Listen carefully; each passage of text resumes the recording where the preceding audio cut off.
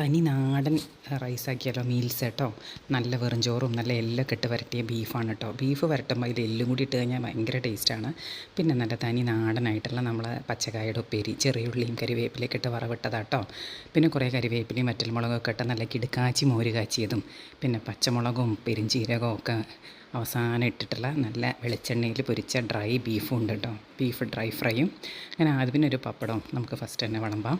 പിന്നെ കുറച്ച് ചോറ് വിളമ്പാം. പിന്നെ നമ്മുടെ മോര് കാച്ചിയത് കുറച്ച് ആ ചോറിൻ്റെ മുള്ളങ്ങോട്ട് ഇടാം കേട്ടോ. പിന്നെ നമ്മുടെ ബീഫ് വരട്ടി നല്ല തനി നാടനായിട്ടുള്ള എല്ലും കൂടി ചേർത്ത് വരട്ടിയ ബീഫ് വിളമ്പാം. അത് കഴിഞ്ഞിട്ട് നമ്മളെ ബീഫ് ഡ്രൈ ഫ്രൈ അത് കുറച്ച് കൂടുതലിരിക്കട്ടെ അല്ലേ. ബീഫ് ഡ്രൈ ഫ്രൈ ഭയങ്കര ടേസ്റ്റാണ്. വെറും ചോറിൻ്റെയും മോര് കറിയുടെയും കൂടി ഒരു പ്രത്യേക കോമ്പിനേഷനാണ് ബീഫ്. പിന്നെ നമുക്ക് കുറച്ച് പച്ചക്കായയുടെ ഉപ്പേരി എടുക്കാം. പിന്നെ ഒരു മീൽസിൻ്റെ കൂടെ നമുക്ക് എന്തായാലും ഒരു പെർഫെക്റ്റ്നെസ് വേണമെങ്കിൽ നമുക്ക് ഒരു അച്ചാറും കൂടി വേണം. അപ്പം നല്ലൊരു മാങ്ങച്ചാറും പിന്നെ കുറച്ച് പുളിയിഞ്ചിയും ഇതെല്ലാം കൂടിയായ പിന്നെ പറയാനൊന്നുമില്ല, അടിപൊളി.